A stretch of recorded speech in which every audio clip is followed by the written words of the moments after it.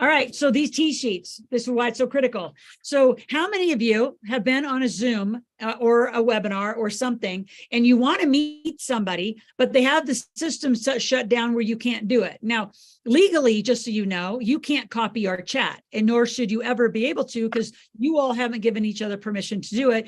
It's the FTC violations, Federal Trade Commission. So you have to give people permission to market to you. And a lot of times it's even a double opt-in, which is why you need a database. In Canada, it's even stricter. If you personally, even if you have a corporation, you personally as an owner could be liable for mismarketing and marketing and texting and emailing wrong for up to $1 million violation. They are serious about, cold call marketing and, sales calls and things like that. So they're very strict in different countries. So always know your country and state laws around when you can call, how you can call.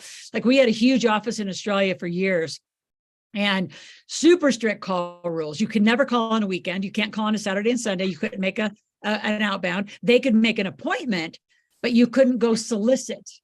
And if you didn't have a double opt-in into a proper database, hence rapid marketing system kind of database, it's an illegal opt-in. It doesn't count. It's super strict. So anyway, I just wanted to kind of share that. My point is, how many of you have been out and you're trying to meet people, but there's no process for it? So I'm back to old school. Pen and paper, and here's why. The chat moves too quick for you to have all the interactions that you really need. And what's going to happen when we go to the marketplace is we're going to give you a very specific protocol to put in your name, your expertise, your phone number that is textable or callable now, and you're going to write it all down. So instead of scrolling, because you can't copy that doesn't come with the replays or anything. You're going to write down their name. You're going to write down their phone number. You're going to, as you get on the phone and do your ask, tell, ask with them, you can get the other information. Let's take a little test, though. I don't hear Adam out here. Where's Adam? Adam, welcome. Come on. I'm here. There you are. Hi, honey. Hello. Hello. Thanks for joining us today. Appreciate it greatly. So we just talked about, as you heard, the T-sheets. And as you guys build into your database, there's a way to transfer all of your, phone data that we talked about. We introduced the phone already as your first database. So you all have something to work with. And Adam's going to take you through a process of how to use the phone today to make money. We've had somebody make as much as $7,000 learning here and then calling somebody that they were pursuing and it was in their pipeline, but they didn't have the right talk track. And we fixed their talk track and they made a whole bunch of money. So you all sit on gold. You just don't ask for it.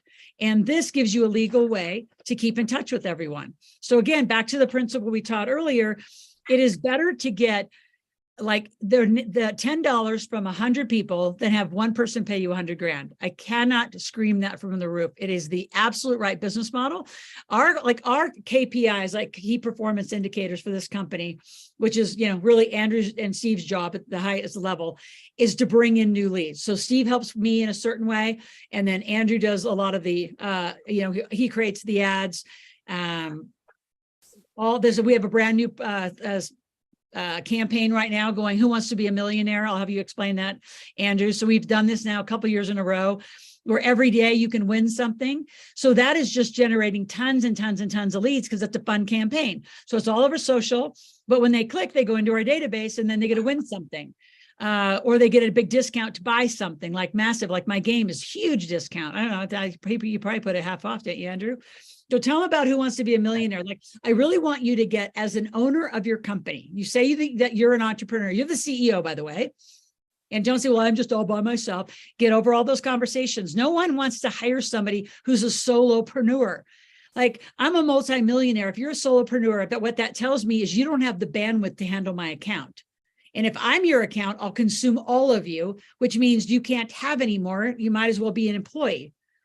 So for you to handle lots of clients, right? Lots and lots and lots of clients, you need to get lots of leads. So our minimum is 1,000 a month of new leads coming into this company. So that gives us 250 leads a week minimum. And sometimes like this month, Andrew probably, will kill it on that. Who wants to be a millionaire? Yeah, we're at 1,280 so far this month. Or last month, sorry. This month we're just starting. Today's the first. Really weird that I had a phone call into this computer. Odd. Must be. I know, I didn't even know I had the capacity to do that. It's fascinating.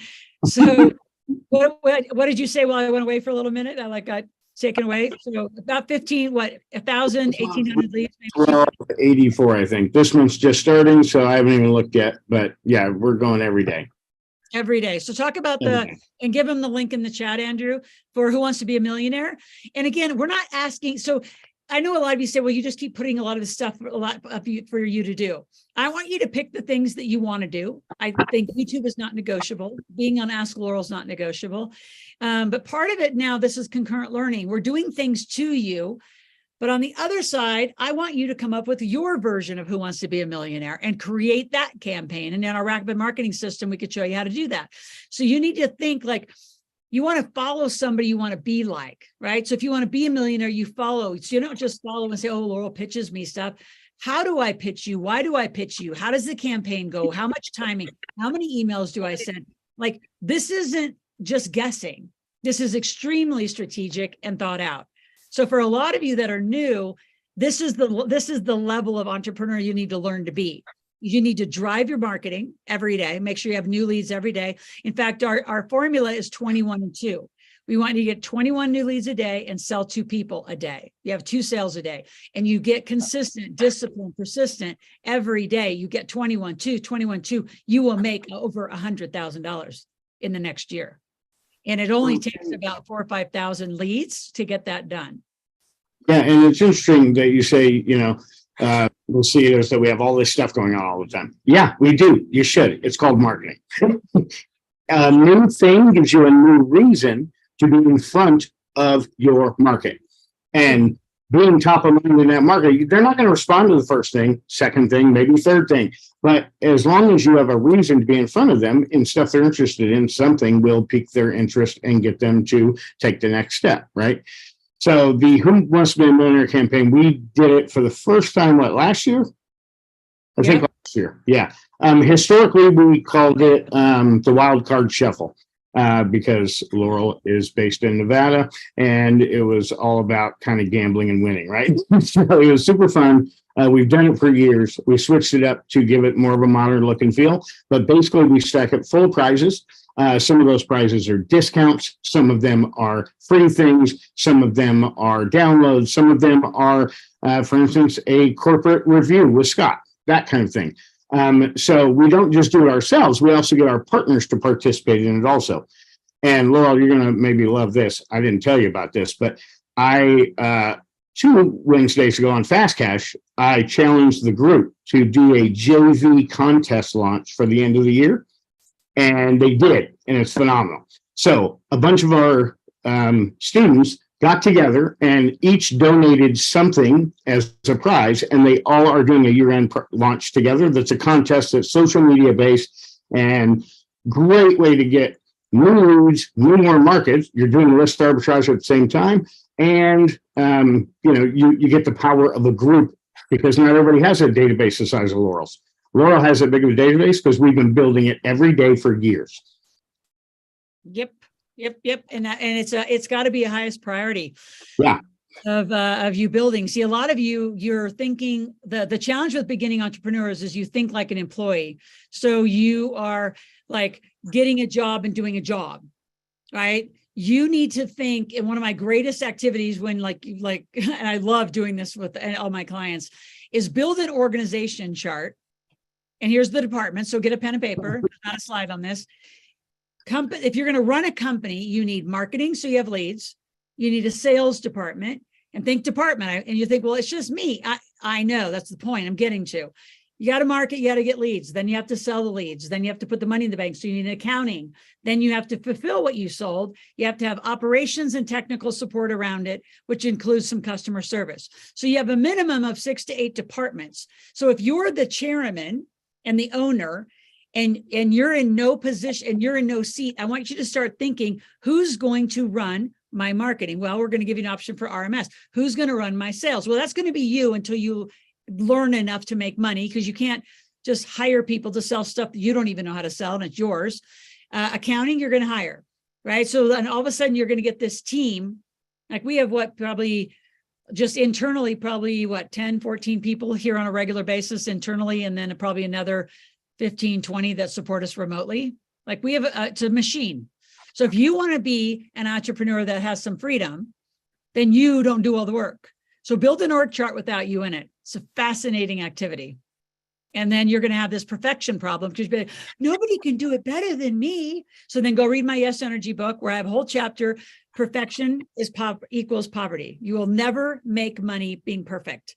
You will make money, like Jim Collins says, when it's good enough, when it's 80% launch, and you're not launching without money. So let's go into all of that. So Adam, welcome. Tell them a little bit about you. The way Adam and Thomas jammed together. Andrew's on our internal team.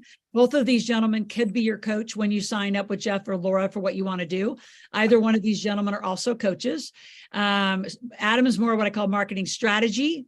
And Thomas is hands-on keyboard. They can both do it both.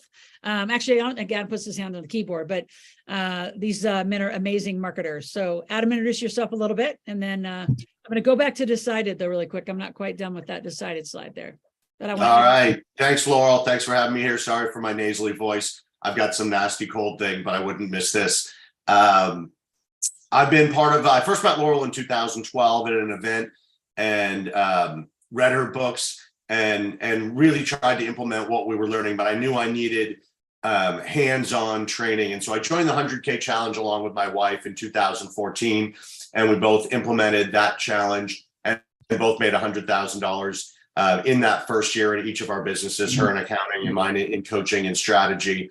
And from that time, we started to make money. So we started to invest money.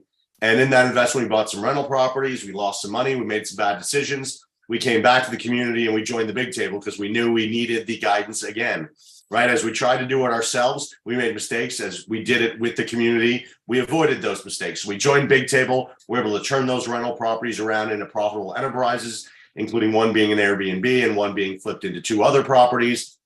So getting the right guidance and the right people all along, making more money and increasing the cash flow from our work and from our investments. In 2019, I stalked Laura around the country a little bit. We went to New York, we went to Dallas, we went to Calgary, a couple events here in Arizona where I live, and learned one-on-one. I knew it as a student, but being on the strategy and coaching side live in events with people like you all was just an invigorating experience. So I wanted to learn it and be part of the community. And this is a community of hand raisers, right? If you say, hey, I want to be part of it, you raise your hand, we're going to give you work to do, right? Because we want people that want to get after it. And the more I gave myself to the community, the more I learned from the community. So it was a really great additional experience. From there, I started coaching as part of the organization in 2019. And then in March of 2020, whatever it was, the 12th, 13th, 14th of March, as people started to go home with COVID looming, Laurel went online, right? Every day she was online 2, 3, 4 hours a day, just finding out how we could help people, how we could support people, how we could be those first responders out there for people that were losing their jobs, afraid they were losing their jobs, needed guidance, but most importantly, needed to learn to make money because we were staring down the barrel of jobs are going away. You better learn how to make money. And so we've been online pretty much since then, every 2, 3, 4 weeks, depending on the time of the year and where we are in our cycle. So now we're number 35 or so in events like this and working with rooms just like you in helping you make money, helping you think of strategy, helping you do your marketing. And as she said, Thomas does a lot of the tactical work, does a lot of the, here's what you should say. I'm more of the, here's how you should think. I'm the big picture guy. We're going to talk about strategy. Where do you find your people? Where do they live? How do we go get them? And then Thomas comes in and says, all right, here's how you actually go do it. So we partner very well. You'll be hearing from us here shortly, but that's my rapid fire version of my story in the community. And I'm still here because Laurel calls and says, hey, you better come. And I do it out of the goodness of my heart. We all do. We don't get paid to be here. We're here because we believe in this community and we want people to come and continue to be on this bus with us. Absolutely. And just jumping forward. So again, $17, $3.99. Coaching, actual more formal one-on-one coaching starts at $2,997. So those are just so you know. You'll make decisions with Laura and Jeff. So deciding is a way of living, right? So the three terms and concepts that we really, and it's really not even a concept, it's a way of living. You live committed, you jump whenever an opportunity comes. And even if you don't know how to do it, we're going to mentor and guide you to learn how to lead a team. Like I own a cannabis production and cultivation license. I have known nothing about growing it. Nothing. Even though I was a farm girl and I did a bunch of farming, I haven't farmed this plant. So I've done a lot of real estate. I know how to build I knew how to do all the construction. I know how to run that team. I'm not doing it. I'm leading it. So a lot of you have an opportunity come your way. Let's see how many of you do this still. An opportunity comes your way and you say no because you don't know how to do it. See, say yes and figure it out is not really the saying. It's say yes to opportunities, jump on them, be committed to them, decide immediately because the opportunity can move on. So live in a decided, committed, jumping state. So when opportunities come, you say yes, and then you say, who's going to be on my team? Not like say yes and figure like what out. It's figure out who is the answer, not what to do. So many of you, how many of you say yes, that you've missed opportunities in your life because you process through a single filter called, I don't know how to do it. Like if I called you, say Chad, or let's see who is out here, Red, Mike, any of you, and said, hey, could you build me a website?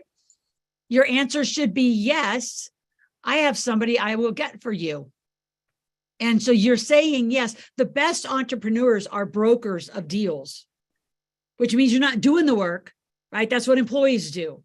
You're the leader of the work. So a lot of you, we have a long walk from where you are. Oh, come on. Only one person said, or two people said yes. Come on.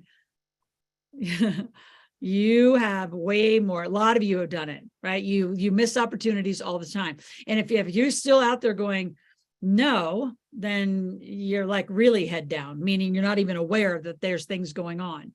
So there are so many deals being done. We have more deal flow that comes through like this office from like all over. I mean, people pitch me stuff all over on social media because they know who I am, and said, unless you're a client of mine, I will not do a deal with you. And I wouldn't even probably do a deal with you until you are way, way, way in and successful and set up right, because I don't want your mess on my mess. So decided is a way of living. Deciding is a cop-out. I just made that up, but that was really good. A cop-out because you never have time. It's inconvenient. I'm already booked. Well, is what you're booked doing more important than what you need to be doing? Which is, remember, this isn't about just, when is it enough? This is about your family, the legacy. What do you want? How much money do you want? How many lives do you want to serve? Like those are the things you want to get up every day thinking about, which means I need to go get out and get thousands of leads, and I need to sell a percent of them.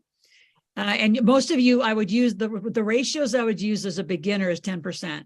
If you can sell 10%, which is why we do 21 and 2. Now, as you advance with us and you get better, you better raise that to 21 and 4 and get a 20% closing ratio. By just changing your closing ratio of leads you get from 10% to 20, you will 8 times your company. Grant Cardone does this 10X model. It's the same thing. It's just sell more. I mean, it's not that difficult to actually raise your numbers. So let's jump in and jump into how you're going to get there. So let's put up my funnel. This has been a funnel that I have worked. You all have to have a funnel. This is like your business model. So think business model. So ours is a lot of marketing. All that stuff's at the top: marketing, social media, landing pages, blah, blah, blah. It's all marketing. Marketing, we send people to our Shopify store. We do digital products online. We go to Make Your Kids Millionaires. We have lots of online places you could go to go get stuff. Then you come here. And here's where we start sorting out who's committed, who's going to jump, and who is decided to go. Then you go to the table or some VIP coaching, or you could actually go all the way and say, I'm going to go work with you and just work, with me directly.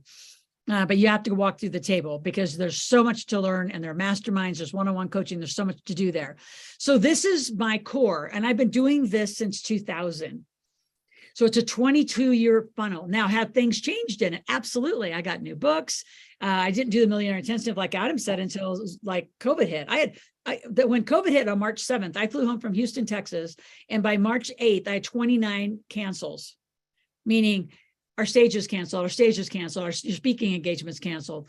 I mean, it was done. I mean, the world closed down. So then we're like, okay, well, we used to do this thing called off Wall Street assets. And then before that, we did 3 days to cash. And so before that, I did real estate tours. I mean, so the middle part changes a lot depending on what the economy and what people want and where we're going. The bottom has always been the same. That's my niche. My niche is the table, right? So a lot of marketers think like in reverse. And if you actually opened up a marketing software and just, we did it yourself, the first thing they say is, what's your niche market? See, I don't agree with that anymore. I think you get everybody you can out of social media into your database, and then you niche on the way down. You're not only getting niched people, like you're not just getting like that. You are getting, right? You're not just getting niche people. You're getting a massive database. Again, back to my principle of you want everybody to pay you $10 versus one person pay you 100 grand. Anything else you guys want to say about this? And let's go jam, and we're going to go build you a funnel. So just where the same place you found your T sheet, there's a funnel, and it looks like there's a blank one. So go grab one, print it off. Hey, Laurel, I just want to jump in on the niches piece, because I'm a big believer. I think like you are, like you don't find niches find you. Like, don't go and say, I'm going to go after dentists. Hey, maybe dentists are good, maybe they're not. But if you've never worked with a dentist, don't pick one. So the more people you can get into the top of your funnel, you will identify who that niche is, because they will be coming to you. And we don't always know who that person is, right? If you market and you bring in 1,000 leads a month, some percentage of those are not going to be your person. They're just not, and they're going to self-select out, but a large percentage are. And then as you see what that percentage is, now you can change your marketing to get more of that person. But let the people decide. If you pick a niche, you've made the decision for everybody else that they're a no. And I say, let them make that decision. Don't make it for them. Absolutely. So the next 2 slides are my favorite 2 slides. Let's go jump over there. All right. So we design differently. We design from a perspective of how much money do you want to make? Right. So who are you? Right. This is a question. So just be decisive now during this process. See, a lot of you say, I got to go think about it. No, you don't. You know this. Trust yourself. Your intuition is going to speak loudly to you. What are you an expert in? If you're an employee and say, well, I've never been an entrepreneur, I'm not an expert in anything. Yes, you are. You're being paid to do something for that job. So what can you do that's not in competition, right? Especially if you have a conflicts waiver that you could go do. Like, I don't know if Kamal's still out here, but Kamal's an engineer. He runs a manufacturing plant, and he's a Bob Proctor certified, coach. So he has a coaching company. I mean, there's people who are doctors who have wrote books and do other things in wellness clinics or other, consults. So what are you an expert in? You're an expert in something. If you do, digital marketing or something for an internal company, what could you do out here? Could you do a YouTube channel for somebody? You all do, you've been paid to do something. So think that way when you think expertise. Now, are you the best in class at this point? Not yet. But you're going to act as if, and you're going to get there. That's the whole goal. And then you got to know what you're selling. And this is the big one. You have to know your prices. You have to know your prices, right? So your number of units times your price is how much money you want to make. So we're not starting. Notice there's not on here. It says, what are you selling? Right? I mean, there's what are you selling, but I mean, we're not talking about the widget at this point. I mean, and Randy always says this, we're widget agnostic, meaning we don't care what industry you're in. We're business developers. We're going to help you develop your business. You got to have marketing, you got to have sales. Doesn't matter what the thing is. And you don't need to know what you're selling. You don't have to have the product developed is a better way to say that. So go to the next slide and let's talk about how to make an easy $10,500 a month. Like when you do this is not if, this is when. How many of you want to make at least another 100,000 a month? Right? How many of you want to make it? Say yes. Yep. And even if you're already making 100, then your goal could be 400 or 500. So here's how you break down 10,500 a month. You sell 40 things, something at $25, right? And this is just a model. You're going to go do this on your, whatever you're going to do. So this book's $25. On my website, I sell it for $36 because that adds my shipping and I give you $1,500 of bonuses. Why do I want you to go to my website and I give you bonuses here? because I want your name, phone number, and email in my database. If you go to Amazon, thank you for buying the book, but I don't have your buyer information. So I'm going to teach you all these techniques. Everybody has, like, building your database and getting a name, phone number, and email is the most important job as an entrepreneur. You have to know how to do it, which, by the way, let's take another quiz really quick, and I'll come back to this. If you could only get one data point, right, a phone number or an email, which is the more valuable data point? If you could only get a phone number and email.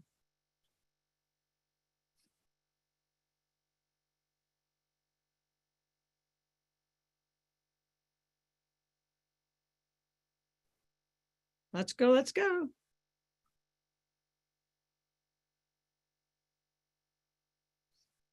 Some people are getting it.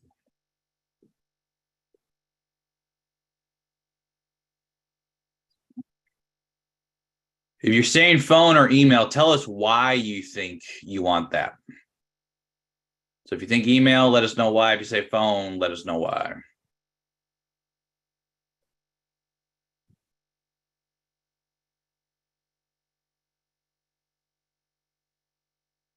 Gina says have the phone 24/7, phone direct connect. Exactly. Gina's absolutely right there. The phone is the easiest way to directly speak to a person. We all have probably one basic phone number that we're using all the time. There you go, D. Gibson. We have multiple emails. Very easy to push someone off with a bogus or old email, right? You want that phone number because that's the connection point that's going to get you in the door. Absolutely, because they can change the emails. I mean, I have several phones, just because I have several companies and several needs for that. Most people have one phone and they don't change it. So you always want the phone number, always, always. And do you give your phone number and say, hey, call me if you meet somebody on an airplane or airport or whatever you meet somebody? No, you get the information. You put it on your database, right? Because what are you going to do once you write it all down today? You're going to have 70 people on these lists. So you need to probably print a couple of them. Then you're going to go to your database. You're going to hire us to go do your RMS. And you're going to put it all in. Then you're going to email them, or it's going to be automatically all set up for you. And it'll say, hey, it was great to meet you at Loral's Millionaire Intensive. Can we set up a phone call? Like, you're going. Like, that's how we work. Like, you need to systemize your lead flow and your sales system. So back to this, if you sell 40 of whatever $25 item, that means you make $1,000 on that item in the month. Now, this is a monthly goal. So 40 divided by 4 weeks is 10 a week. Divide by 5, there's your 2 a day. So minimum. Now, if that number, if you have a different number, and we're going for a different number, like, 20,000 or something else, then that number might be different. But I'm just giving you a basic structure. Then of the 40 buyers, which, by the way, given our 10% model, you probably had to go get 400 leads. You had to probably get 100 leads a week, again, 21 a day, 20 a day. So, and then sell two, like you see the model, right? You're going to get 400 leads. You're going to sell 40 of them. You're going to sell 10%. If you get really good, you're only going to have to get 200 leads because you're still going to sell 40, right? But you got to double your sales closing ratio. Now, of the 40, you only need 10 to go to the next level. Like, and to get 250, right? Then you only need 3 to buy 1,000 and only 1 to buy 4,000. Like, here's the problem with most people's businesses. They're not systemized. They don't have the systems, and they are trying to do everything themselves. How many of you are guilty of that? Or am I speaking to how many of you? Is that you? You're trying to do everything yourself. It doesn't work that way. There's absolutely no, like, it's a spinning wheel, like Robert Kiyosaki called the rat race. It's like you're in the cage moving. You can't get there because you don't have enough money. And then your first money spent when you start hiring a team, your cash flow doesn't change. So then you feel like, well, I'm failing. No, you're growing. You're spending to grow. So we are going to ask you to spend money to hire teams, and it's going to be breathtaking for some of you to hire your first assistant or your first bookkeeper or your first, RMS system. First of all, you're going to be relieved that you finally have help. Now you have to learn how to lead them. See, these are the things we're going to coach you on, and how do you get in this pattern. Now I want to ask you, what's the one thing? There's only one thing you have to do to more than double your income in this formula. There's only one thing. What is it? Put it in the chat.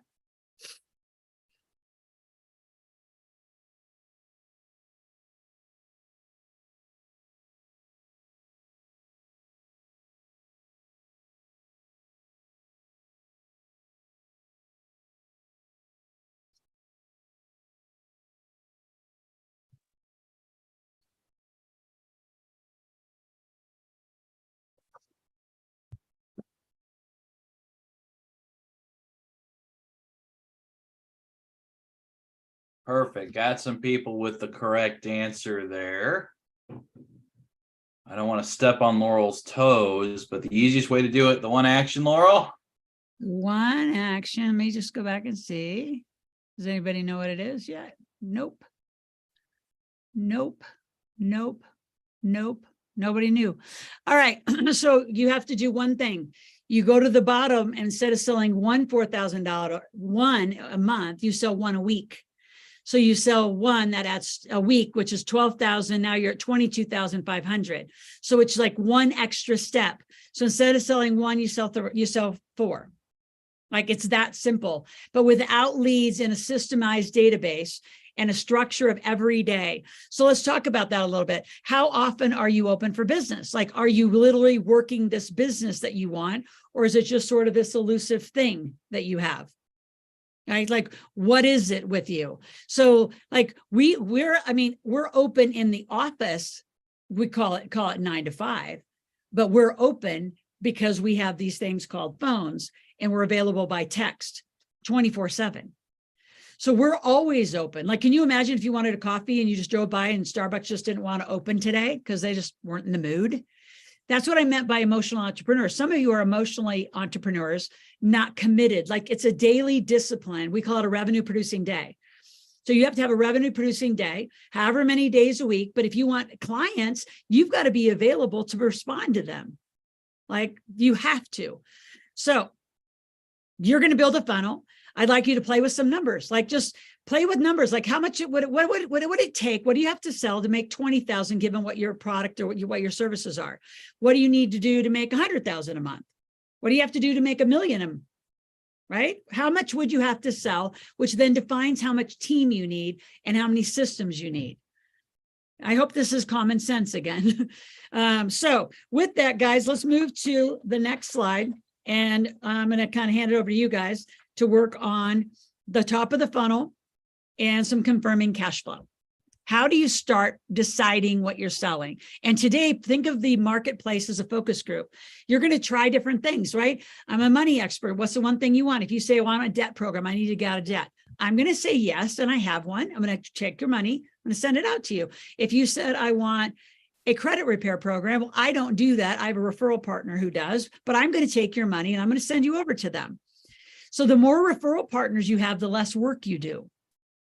The other thing I would say, and I want you guys to speak to the experience, the more you do for people, not tell them what to do, they don't want to go to work. So like, consulting's kind of a thing of the past. People want things done for them. Like, I don't want to learn how to build a website. I want you to do it for me. I don't want to learn how to do my videography. I want you to do it for me. So speak to that as you guys speak to the funnel. So what we are focused on primarily for this event is going to be what we call that top of funnel. Some of you may know it as a tripwire. Some of you may know it as a lead magnet. Whatever it is, we have got to get that person we're talking to stop shopping and start buying. Because once they've started buying with you, you're in the process of earning trust, building trust rapport, and having them be your client. Conversely, you're their guy, right? If I do a big proposal for a $5,000 website, and then that person then talks to Adam and he gets them a $50 consultation to tell them what's wrong with the website, right? I didn't close the deal. Adam did. So now Adam is their web guy. So it's very important to change the relationship with the person you're working with by getting literally money involved, right? Once money's involved, once the transaction happens, they've gone from a prospect or a lead to a customer and a buyer, and then you're able to serve them appropriately and upsell as accordingly through the funnel itself. Now, a couple things. First, your funnel will be dynamic. It depends on what's going on with your database, your buyers. You'll get to that point, right? We're not going to get that today. We've got to get that very first thing so you can create that list of buyers. And then you'll go back and say, hey, you have this amazing training. You had this amazing consultation. What's the next thing you need? And then your buyers, your database will help you determine what is next. So for those of you who are purchasing VIP, you'll have access to this. You'll be able to figure out what all these items, consider these. Here's the one thing that we would recommend. any item that can be delivered outside of you or doesn't require your fulfillment would be ideal. You notice the first 6 items on this, or 7 items on this list, they're all digital products. They're all things that are not requiring you to do it every time, right? I can write an ebook. Adam and I both have ebooks. Hell, half the community has ebooks. We write it once and then we use it as a lead magnet because it can work for us and start building that trust. If we're at a Raiders game, a Packers game, playing golf, whatever it might be, right? If you don't have that top of funnel product, think about what can I capture in a digital setting that's easy, lightweight, and easy to fulfill in an automated setting. Now, some of you may not have that digital piece or just it doesn't make sense to try and have that. That's fine. Cut down what you're offering. So for those of you who are marketing experts, could you create one product, one service, or 1 hour block of your time that's appropriate and at that comfortable pricing point that people are willing to take a gamble? What you need to consider with this top of funnel product pricing is not necessarily making all your money back, right? You're not going to be millionaire selling your ebook. Hell, Laurel's not a millionaire, technically just from her book sales alone, close, but not completely. You're interested in recouping as much as your marketing costs to get that buyer to begin with, and then continuing the conversation. So it's not necessarily trying to make your money back so much as you're overwhelming them with how good you do what it is you do, that it's just a question of how soon they want to work with you on the next piece. Now, one quick point, and then I'm going to kick it over to Adam. What is the ideal price point for your top of funnel or lead magnet, generically speaking? We see this a lot. It's a question we get a lot on Fast Cash Coaching. And I want to make sure we start putting this out there the right way. If you have an ebook, if you have a video, if you have a masterclass, whatever it might be, what would be an ideal price to put that? Go ahead and put that in the chat and we'll quickly talk about it. Bueller. 80s reference there for the old people. There we go. 24. Courtney wins. Keith wins. Congratulations. $20. Okay. You don't want to introduce friction to this sale. If you're in a face-to-face setting or online, the most commonly denominated currency is a $20 bill. If you're at a live event and you're charging $17 or $19.97, you're introducing friction by having to create change each and every single time. So the idea is not to think about what's the price, but flip it around. How much value or how much stuffing could I put into this offer at that $20 price point? Adam, your thoughts, man? Yeah, and that's super important because if you're going to charge 10, you better carry a whole lot of 10s in your pocket because people are going to have a $20 bill. Couple quick things on this is when you're looking at this list, and this is not an all-inclusive list. These are just some easy ones that we've seen work. If you don't know what they are or don't know how to do them, ignore them for now, right? Don't try and learn something new. Use what you already know. And there's 2 things out there that you're going to hear, and I'm going to tell you the opposite. And that is you don't want to lose money on a sale and don't trade time for money. I'm going to tell you, for most of you out here, feel free to lose money on the first sale and definitely trade your time for money because it does 2 things. The most important step and most profitable step for most in every funnel is the second step of the funnel. It's the easiest thing to sell, and it usually doesn't cost you any time because it's an enhanced version of what you already did. So if you charge, hey, I do an introductory half hour for $20 on X, we're all worth more than $20 an hour. All of us, every person here. So you're losing money there. But the next thing you're going to sell is going to be $200, $300, $500, $1,000. You're going to make it up because you're going to over deliver on that first thing. You're going to be profitable on the second. And also, if you don't have an ebook, don't spend time writing one. Trade your time, get some dollars in the door, get some experience, get some clients. And then what you just delivered is now the basis for your book. And then when you write your book, that book can now become a checklist. That book can become a how-to guide. That book becomes the basis for your webinar or your class or your course. So that 1 hour of time becomes this entire list. And so start where you are. Don't think you have to overthink it, be cute, be a master marketer. Fix someone's problem. That will create money to have somebody else build all this stuff for you. So understand where you are and what you're good at and go do that, and you'll get money. And then we'll do all this other stuff with you and sometimes for you, depending on what it is. Right. So one thing I want to talk about, because we do have some folks who are e-commerce folks, not everyone's a coach or service provider. This idea of a funnel, right? To grow any business, you have to sell more people, more stuff, more often. It's as simple as that, right? But the way you do that is going to be typically one of three ways. The first is what we call a vertical sales funnel.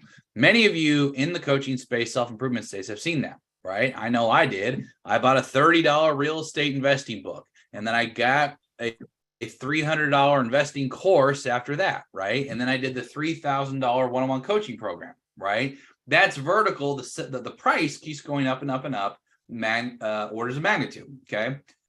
A horizontal sales funnel is different, right? I can't sell hamburgers in a vertical sales funnel, right? I don't know anyone who sells a $3,000 hamburger, so I got to make my money the other way around, right? So I'm going to sell you the $5 burger, the $3 order of fries, the $5 soda, the $4, apple pie, whatever it may be, right?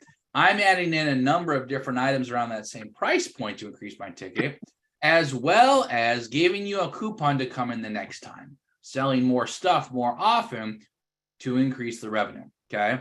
So for those of you who are out there, understand the differences in the sales funnel will be the way in which you take that.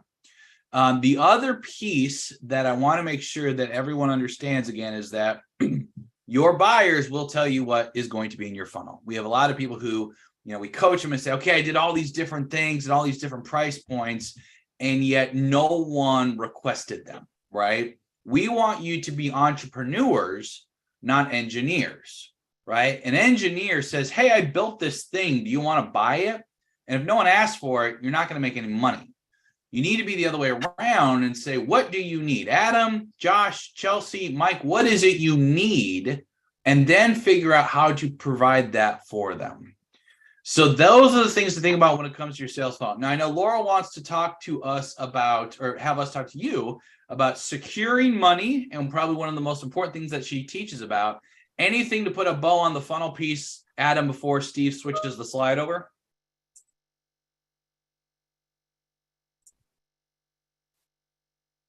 All right, looks like Adam is good there. So Steve, if you can move us over to the next slide, we want to talk about securing cash.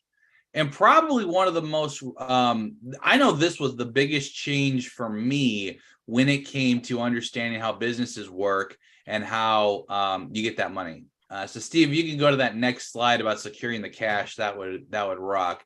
Like many of you, when I came to this community, I had a skill set of doing online tech stuff. Laurel calls it the hands-on keyboard, but very different than running a business. I had never run a business before, right? Now, knowing I wanted to go into business for myself versus knowing how to run a business are two very different things.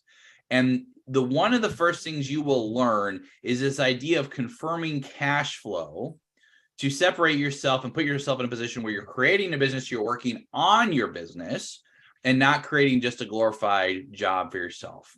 So the first thing we want to have you all understand is that you want to get the money first, right? Biggest myth we're going to dispel in this community is that it does not take money to make money.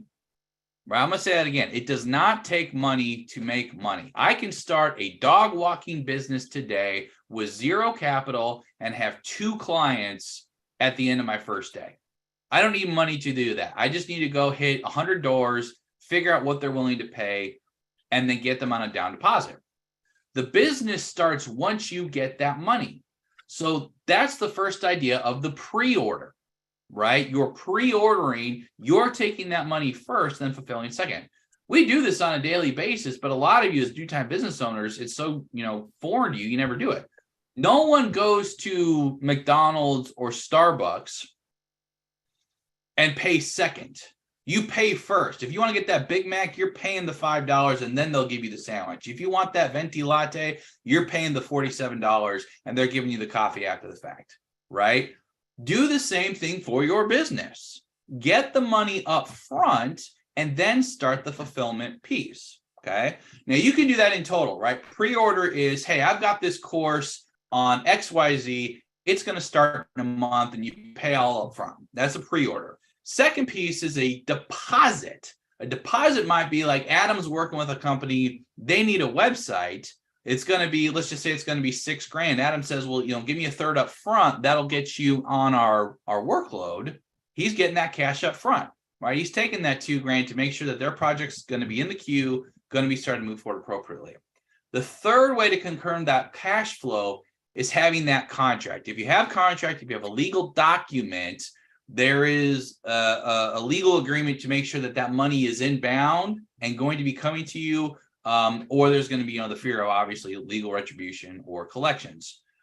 However you do it, think about how you're going to get the money first and fulfill second, because you can do it. And once you start operating that way, it makes your life a hell of a lot easier.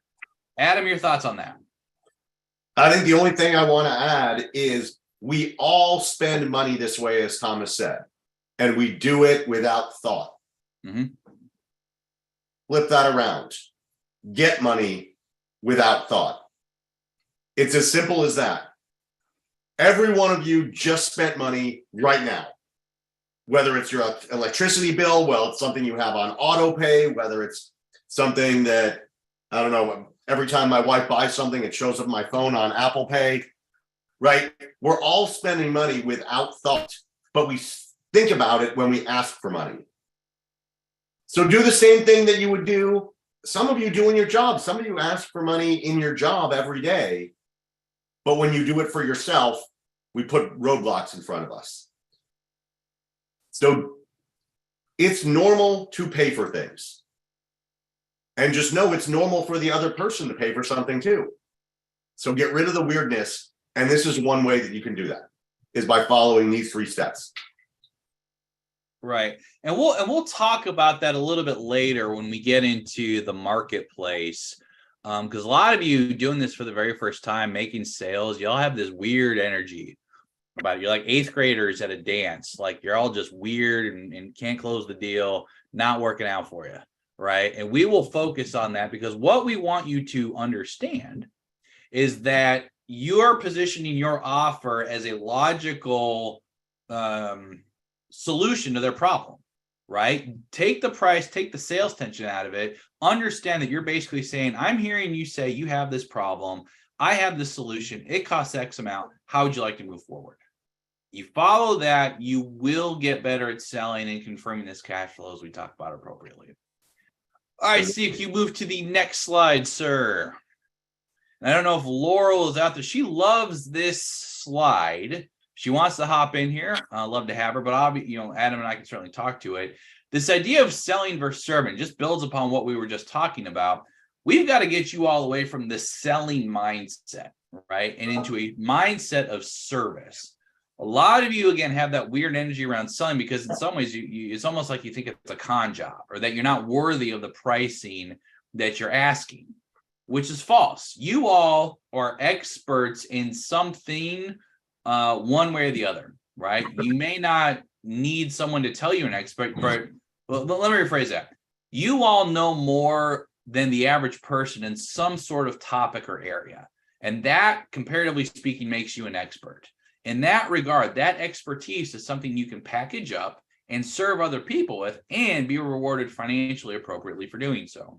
So let's dive into this. Let's take a look at the differences between selling and serving so you all can start making that mindset and feeling a little bit more comfortable about making these offers here. So Steve, you just want to pop those all up at once. That'd be great. Perfect. Here we go. So we'll look at the selling side. We all know what these traits or characteristics are, right? It's the person who's essentially in it for their own, there we go. They're in it for their own interest and they're not listening, right? What classic examples, the used car salesman, right? They're not hearing what you need. They're just trying to make a quick buck and your interest be damned. We're going to switch away from that. What we want to get to is everyone in the mindset that you are a service aspect. Well, what does that mean? Customer driven, right? If you're coming from service, everything you're doing is focused on the customer and their needs. How do you figure that out? Well, it's conversations. You're leading conversations with that person to understand what they're coming from, what they're needing, and how they want that solution to be delivered. Okay.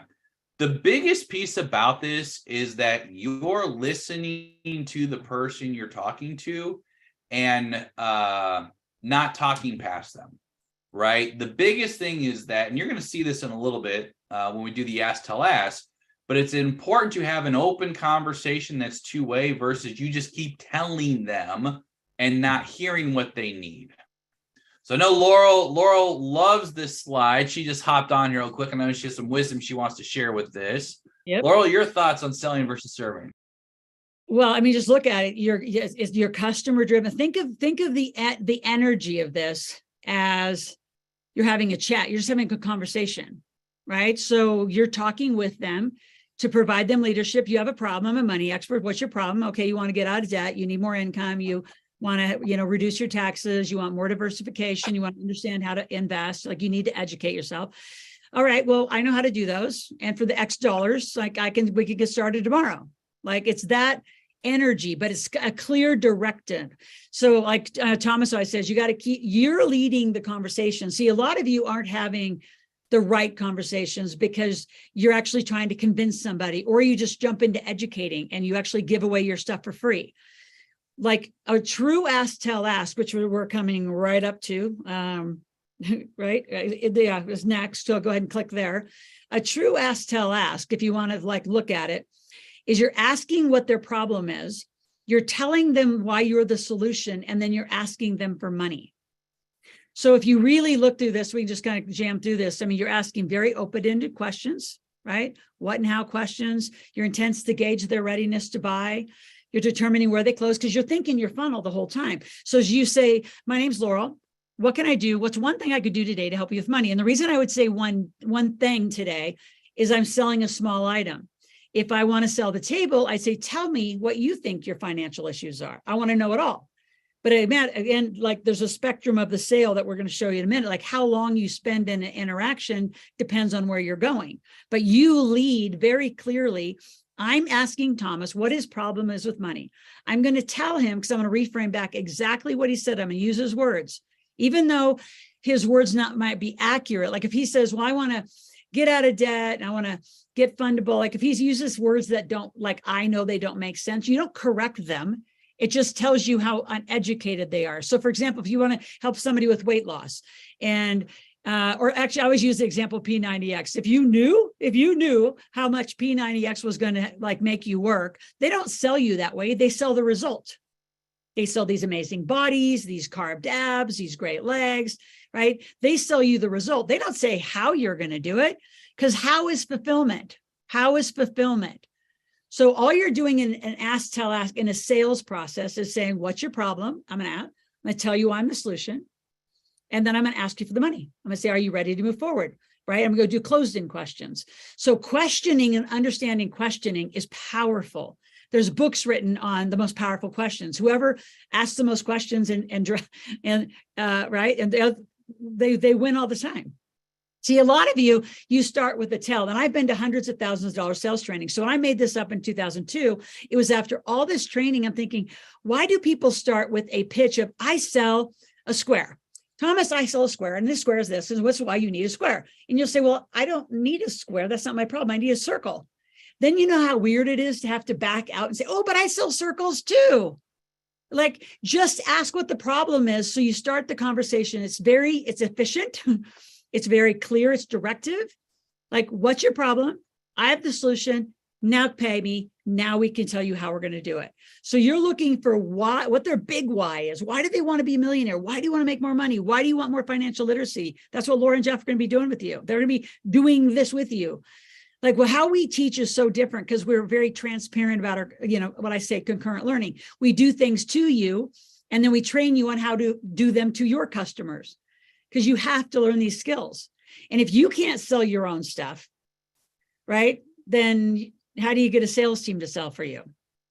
And the other thing I would say for a lot of you beginners, which helped me a ton, like I didn't consciously know I was doing it, but looking back, selling Kiyosaki stuff, I actually sold 18 other people in money. I sold a ton of people other stuff. I sold Bob Proctor, I sold Zig Ziglar's, like I sold other people's stuff, learning ask, tell, ask, learning how to problem solve and sell.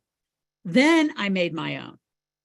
Right. So it's huge distinction. So in the marketplace, you're going to be doing, so go to the next slide, the spectrum of the sale, very specific interactions, right? So actually, I'm sorry, go back to the brainstorm. I got to teach that concept really quick. So what's going to happen? So you could say, well, I'm a money expert. Now go to the brainstorm, please. Other side. Click one more.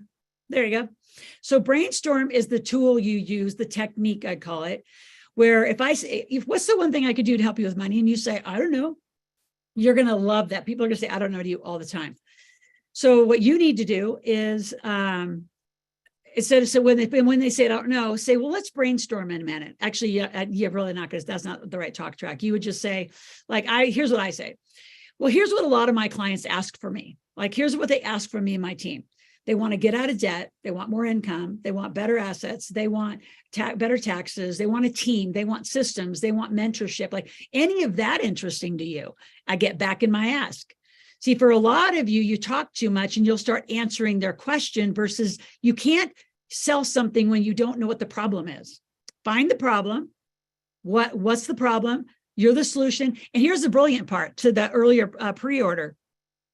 If it's not made up, it's fine. You can still sell it. You just have to give the date of delivery. Like this book was the most unbelievable example of pre-orders because it was originally just Kyle is a client of mine. He wanted to write about his flight to financial freedom. And I said, well, let's just do a book about kids together and what we did to our kids because it was so cool. So it went from a very simple book to, well, do we want to make it a bestseller? I said, and then I explained to Kyle the difference between, and Thomas, right? The whole team was between Amazon and New York Times. Like, the process is extremely different and expensive. Like, do we want to go for it or what, like, where do we want to go? So we started pre-selling this at $15, $20. And then we're like, oh my gosh, we went to McGraw-Hill. It's a $25 hardback. So we had to go back to the pre-orders and get it again. I mean, you talk about testing my model. This was what 2 years of it, Thomas, of testing. It was intense. So all that being said, let's go to the next slide. Spectrum of the sales, how long you stay in the interaction. If you're going to sell something for, and again, I'd rather have all of you go out and get 10, 10, 10, 10 here because you're in a focus group. You're in a learning environment. And then you go to your phone, and I'll pass it to Adam to teach that. And you call clients that you've been talking to. You have prospects in your phone. We know you do. And then you're going to spend longer, like you could spend 50 minutes to go get a $10,000 sale. So the people that have made $7,000, $10,000, $21,000, $19,000, like done all these sales, they literally did small sales here. Maybe a couple hundred would be done here. I think somebody just a couple shows ago made 3,000 in here in the room. But most people are going to go use your phone and you're going to upsell someone who's already a current customer. And that has to be a longer sales process. So Adam, do you want to teach the phone? Pick up your phone and start texting. Is he out there? Yep, I'm here. All right. Yes. So, we talk a lot about leads and the rapid marketing system and getting 21 and 2 and making sure that we have constant flow of leads in, which means a constant flow of small sales and working people through the funnel. But many of you might not have big databases. Many of you might not have big budgets to go out and start doing a lot of marketing. But what you do have is you do have a telephone. And in your telephone, this is not traditional use of the telephone. I'm not talking about picking it up and dialing and cold calling for dollars. What I'm talking about is understanding the people in your phone. Now I've got some video playing in my phone. The people in your phone. These are the people that you actually had to do something to get them into your phone. You had to physically type their name in and save their contact into your phone. Now I've got about 3,000 contacts in my phone. Laurel's got north of 15,000 contacts in her phone. Whether you've got 300 or 3,000, you've got people that you saved into your phone. This wasn't as easy as just clicking the like button or the friend request accept button. You type them in. And if you scroll through your phone, you will recognize that for most of you, less than 20%, for many of you, less than 10% of people in your phone have any idea what you do for a living. Like, they couldn't tell you or anyone else. So they couldn't buy from you. So the goal is to take these people closest to you and get them into your funnel, knowing what it is you do. And in your phone, there are 5 things people can be that are in your phone. The first thing is could be friends or family. And I'll let you determine whether you want to do business with friends or family. That's a personal decision. Some people do, some people don't. But you got friends and family. The next people are people who have built big businesses or are great at sales or great at marketing, people that have already been there or done that. The next group are people who are people that you can partner with. You could do a joint venture. You could refer business. They have a common client that you have. The fourth group of people are people that should be prospects or clients. The fifth group are people that should probably no longer be in your phone because they're not one of the first 4 groups. So if you find out where these people fit, now we can begin to reach out to them, because the goal is, if your friends and family don't know what you do, they can't tell their other friends and family about you and support your business. If that successful business person, mentor, leader doesn't know what you do, they can't give you the best advice on how to help you because they don't know what you do. You can't partner with people because they won't be thinking about you and keep you top of mind. And finally, if they don't know what you do, they can't buy from you. And so the goal is to make the people that don't know, make them do know. So there's 4 things that these people can be 4 people who don't know you. And oddly, we all have people on our phone who wouldn't know us, but they don't know you and they definitely don't know what you do. The next group are people who know who you are, but they don't necessarily know what you do. 2s are people who know who you are, and they might know, oh, he's in real estate. Oh, he's in marketing. He's in consulting, but they couldn't really explain it.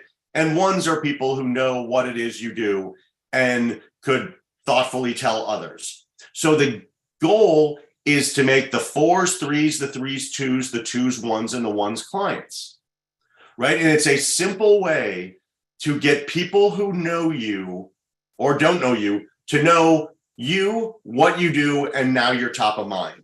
So how do we do this? And we have a really simple way to go through this process. And it started with a client of mine who wanted more leads, and was going to spend money on LinkedIn to get more leads. And I said, you don't need more leads. And he didn't believe me. And I said, take out your phone.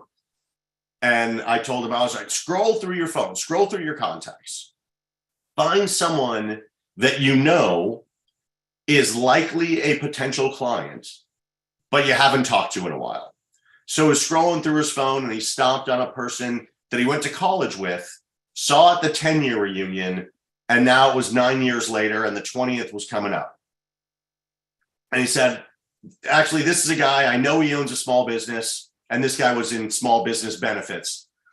And he said, I know he's in business. I haven't seen him since the 10-year. I've been meaning to call him to find out if he's going to the 20. So I said, all right, send him a text. He's like, all right, what do I say? And say, hey, I was scrolling through my phone, which he was, and I saw your name, which he did, and I just wanted to say hi and see how you're doing. right? Super simple, not a sales thing, just a way to get in connection. And he said, are you going to the 20-year? If so, let's make a plan to catch up. Sends off the text. 30 seconds later, we see the little bubbles at the bottom. I don't know if you're Android or iPhone people, but on iPhone, you can see if someone's typing you a message. We see those little bubbles and we know he's typing something. Text comes back. So great to hear from you, because every one of us would love to get a text that says, hey, I saw your name and just wanted to say hi, right? That's a wonderful thing to see come across your text. And he says, so great to hear from you. I'm glad you texted. I am going to the reunion. Let's definitely get on the phone, make a plan to get together. Perfect, right? Easy, clean, no sales involved, just reconnecting. So then we see some more bubbles and we know he's typing something else. So we're watching the phone in anticipation to see what's going to come across. And his friend says, by the way, don't you do like small business benefits or something? I think I need to talk to you. Right? Not everything's going to be that easy. You send one text, you get a sale.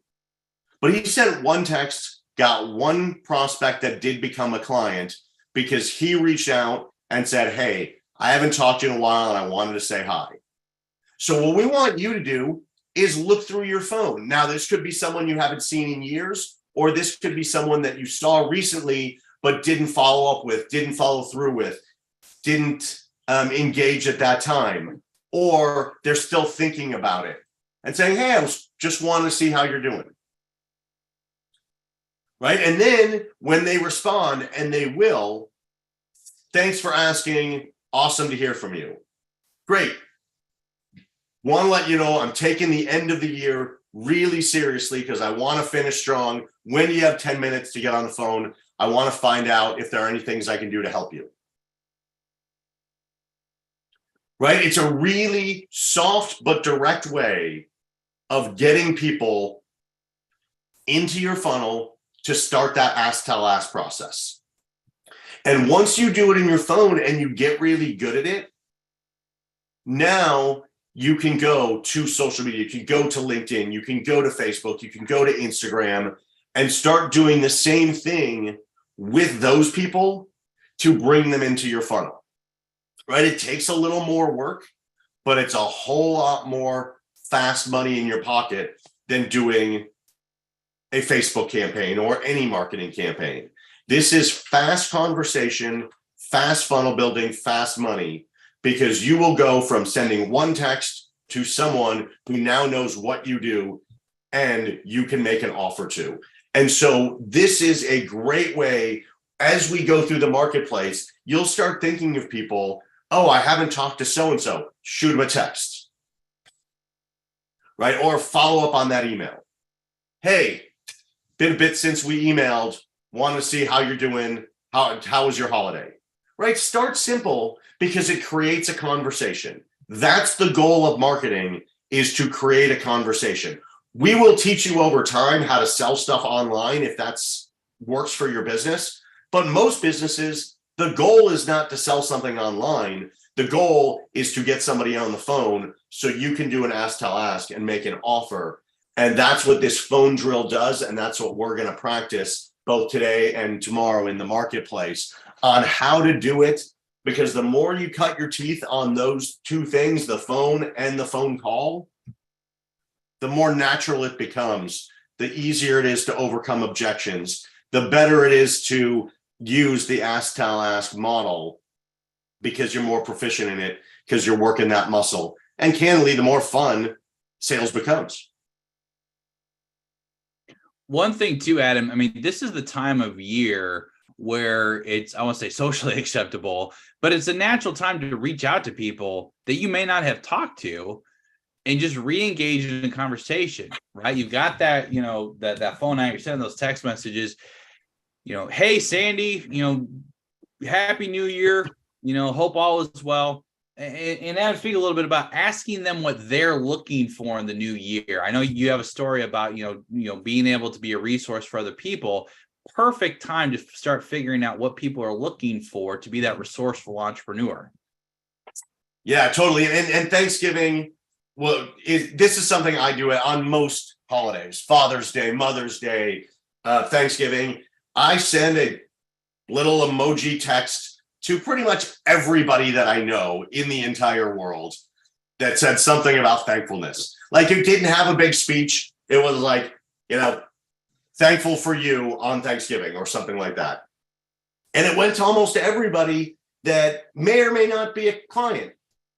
I now have 3 happy hours set up. Now, you don't have to be a happy hour person. That's just who I am. But I've got 3 happy hours set up. 2 of them are likely referral partners or clients, because I sent one text that said, hey, thanks for being in my life. Right. And you can do that on Christmas. For our Jewish attendees, you can do it at the beginning of Hanukkah. You can do it on New Year's. It doesn't have to be a religious holiday. New Year's, Happy New Year, wishing you the best. Because you're going to get at least a little heart thing on your text, but you'll likely get thanks for thinking of me, Happy New Year to you and your family. Awesome. Hope you had a great holiday. What are you thinking about for 2023? What's the biggest thing you want to accomplish? What's the biggest need you have? If you could have something go well this year, what would it be?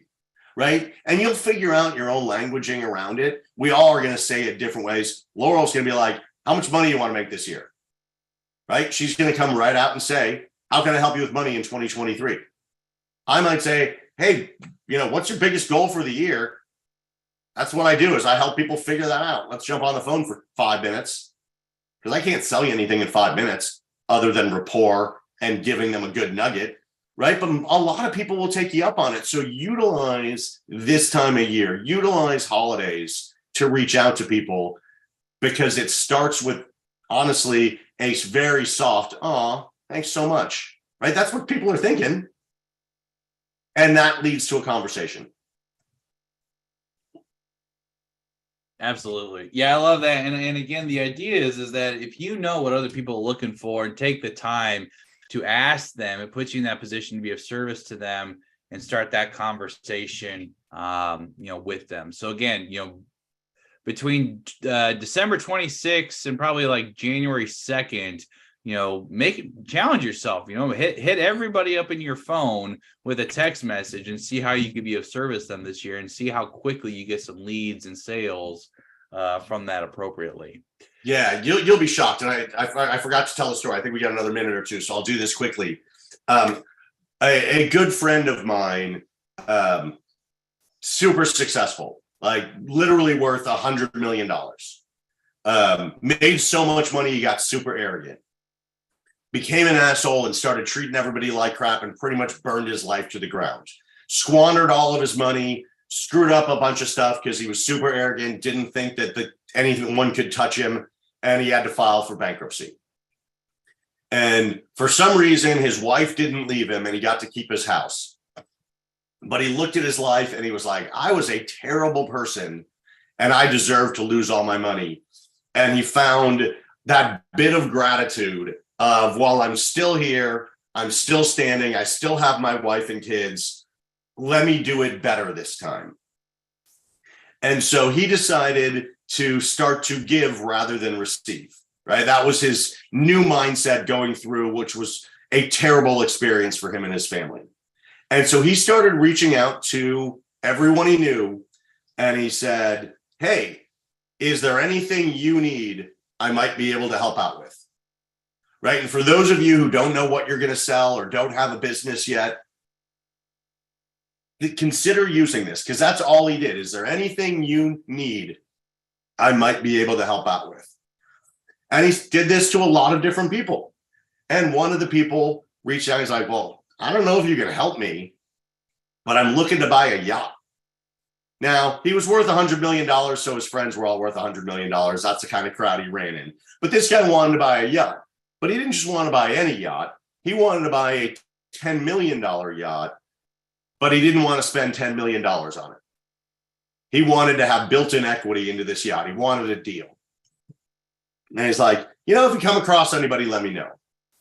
So Dave said, all right, I'll let you know what I find out. And the guy was like, I'm never going to hear from that dude again.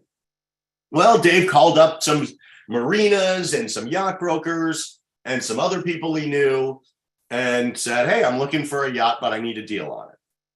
Well, he finds this guy who was going through a bit of a tough time or tougher time and needed to sell his yacht. He needed some cash. And he said, I need to sell my yacht, but I need to sell it fast. And he's like, I've got an appraisal here for $10 million. And Dave said, all right, well, I think, I can get interest. Will you take $8 million for your yacht? And the guy's like, well, I really want more, but I need the money. If you can get me $8 million in the next week with no hassle, like I'm not fixing anything, I'm not letting this guy take it out for a weekend to check it out. It's a buy it or don't buy it deal. Dave said, let me find out.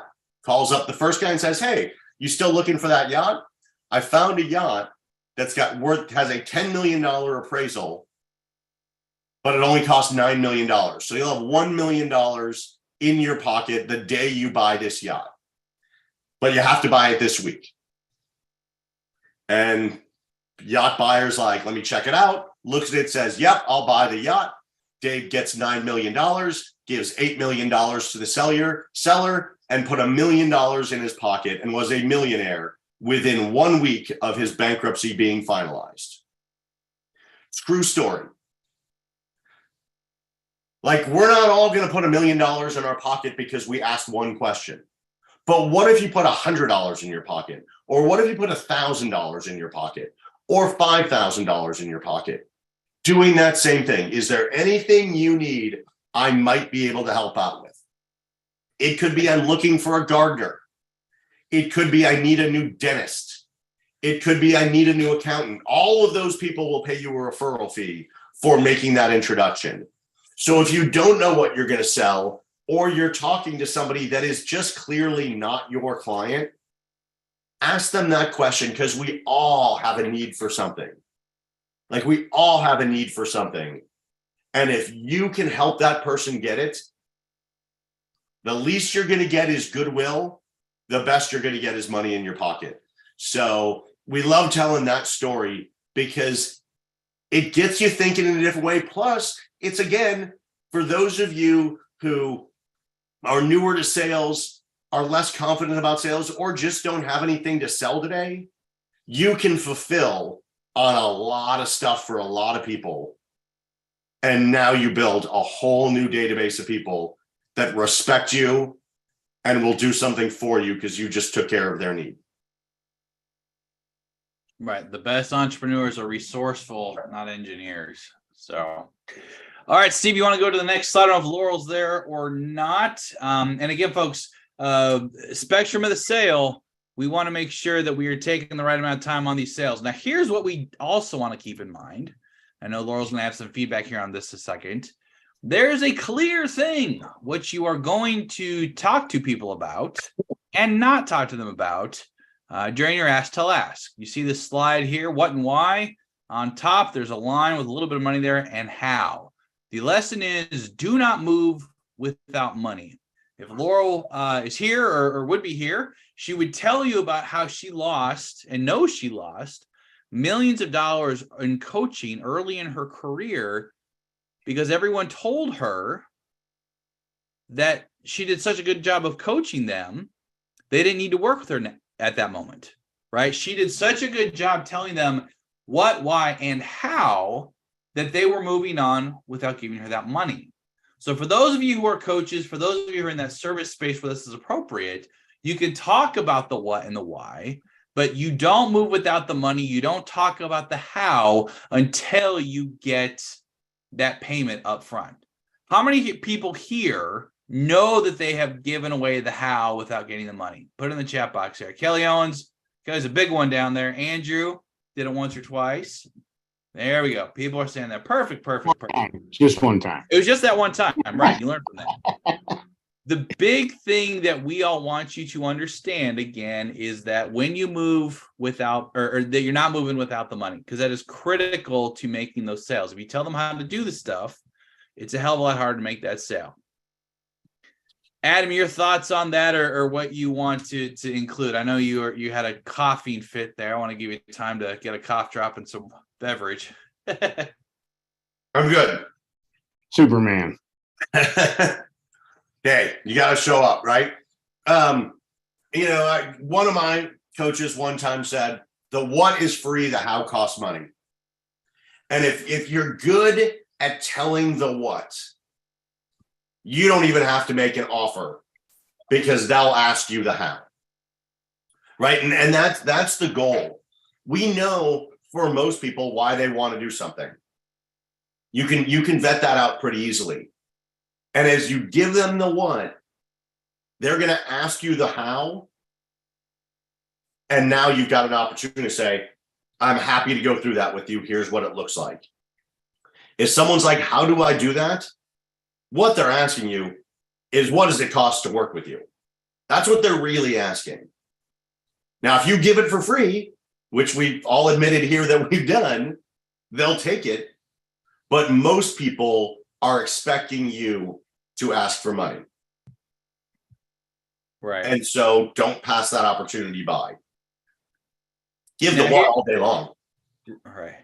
Now, here's an advanced tactic for those of you who at some point want you or your team to be doing all of the how for the client, the customer. You do the opposite of this, right? You overwhelm them with the how. And I want to use this kind of example so people understand it. A pilot of a 747 can tell me everything I need to know about how to take off, fly, and land a plane. But there's no way in hell that I'm going to do that myself, even if I know how to do it, right? Because he has they have the expertise. They know what to do. And it's an opportunity or an example where I'm just going to say, you know what? You're going to do this for me. So by them overwhelming me with the how, it's a sales tactic they can use then to facilitate the sale the other way. So a little advanced tactic there. So us humans, we're very curious. We like to know enough to know that we can make a decision on what the best thing to do next is, right? So we feel like we want to know how, but in reality, that just informs us that you're an expert and we will gladly hire you because we don't want to do it ourselves. Right. Exactly. And if you give people the how, you allow them to make a decision on whether or not they like the how. Yeah. Right. I think Loral brought up P90X. Like if you see the picture of the person in the P90X commercial and you want their body, if they said you have to work out 90 minutes a day until the point of throwing up, and you've got to motivate yourself, and it's going to suck every day for the next 3 months, and you'll possibly look like this picture. Yeah. Who's signing up for that? Right? No one's buying that. Right. And that's where we get ourselves in trouble. Because if I tell people what I need you to do is A, B, and C, now they get to determine if they want to do A, B, and C. If you say, oh, you want to lose weight? Well, what you need to do is starve yourself and eat only vitamins and water 5 days a week, and you can have a smoothie 2 days a week, you're going to say no. But if I say, I've got a proven system that's worked for this person and this person, here's their before and after, my system works, and I'll show you how to do it because you can do it too, now you're going to say yes. But if you say, oh, I'm going to do it through, meditation and essential oils and hypnotic rhythm dancing, those things might all be great. But if that's not my thing, I get to say no. When think about We like get ourselves in trouble that way. Reminds me of a great quote. I believe it's attributed to Einstein, but if you cannot explain your expertise or something complex to a 5-year-old or to a 5-year-old and have them understand it, you don't know it well enough. You're not expert enough. So you have to talk less and talk in normal terms that people can understand what you're saying as well. Right. And one thing to think about before we advance here, I want everyone to understand that you sell the end result. You don't sell the process, right? You're not selling the 3 routines. You're not selling the puking because you're working out so hard. You're selling what they're going to look like once they're there. So keep that in mind, because there's a big difference that when people are starting out, that can kind of trip them up. All right, do you want to move to the next slide there, Andrew? I know you're hopping on here to take us into the marketplace.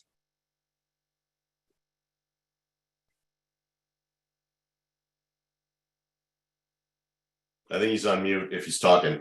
Yeah. Sorry. Yeah, great. I keep muting myself because I don't want to have background noise. I'm not sure what part we're on right now. Are we ready to go to the marketplace? I think we've got a couple of things left. So, you guys have already gone through the Ask Tell Ask? Yep. All right. So before we get ready to go to the marketplace, Steve, if you can cue up the big table preview and slide. Adam and Thomas, stick around for just a minute at least, because both of you are in the big table mastermind group, which is Loral's biggest lifelong mastermind program. So prepare for the biggest sales pitch ever. No, I'm just kidding. This is just a preview. You're going to talk about this with your strategist if it's the right fit for you, but we'll cue the video up and then we'll talk about it a little bit, and then we will start getting you prepared and launch the marketplace. Go ahead, Steve.